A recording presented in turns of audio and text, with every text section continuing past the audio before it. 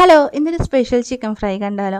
ആദ്യം തന്നെ നമ്മൾ ഇതിലേക്ക് ആവശ്യമായിട്ടുള്ള ഇഞ്ചി, വെളുത്തുള്ളി, അതുപോലെ തന്നെ കുരുമുളക്, പെരിഞ്ജീരകം, ജീരകം, പച്ചമുളക്, അതുപോലെ തന്നെ കറിവേപ്പില, മല്ലിയില, മുളക് പൊടി, മഞ്ഞൾപ്പൊടി, ഗരം മസാല ഇതൊക്കെ നല്ല രീതിയിൽ പേസ്റ്റ് ആക്കി എടുത്തതിന് ശേഷം ഇതിലേക്ക് വിനാഗിരി, ആവശ്യത്തിന് ഉപ്പും ചേർത്ത് നന്നായിട്ട് ചിക്കനിലേക്ക് മാരിനേറ്റ് ചെയ്ത് പിടിപ്പിക്കുക. അതിനുശേഷം ഒരു 10 മിനിറ്റ് കഴിഞ്ഞിട്ട് വേണം നമ്മളിത് ഫ്രൈ ചെയ്യാൻ എടുക്കേണ്ടത്. ഫ്രൈ ചെയ്യാൻ എടുക്കുമ്പോൾ വെളിച്ചെണ്ണയിലേക്ക് 1 സ്പൂൺ നെയ്യും കൂടി ആഡ് ചെയ്തിട്ട് ഫ്രൈ ചെയ്യാന്നുണ്ടെങ്കിൽ ഒരു പ്രത്യേക ഫ്ലേവർ ആയിരിക്കും ചിക്കൻ ഫ്രൈക്ക്. പിന്നെ ഞങ്ങളിവിടെ തൃശ്ശൂർ അങ്ങനെ ചിക്കൻ ഫ്രൈക്ക് ഒന്നും ജീരകം ചേർത്ത് ഞാൻ കണ്ടിട്ടില്ല. പക്ഷേ ജീരകം ഞാനിവിടെ ഒരു 2 നുള്ളു മാത്രമേ എടുത്തിട്ടുള്ളൂ, അതായത് നല്ല ജീരകം. അതും ആഡ് ചെയ്തിട്ട് ഇതിൻ്റെ ഒപ്പം തന്നെ ഫ്രൈ ചെയ്യാന്നുണ്ടെങ്കിൽ സൂപ്പർ ടേസ്റ്റാണ്.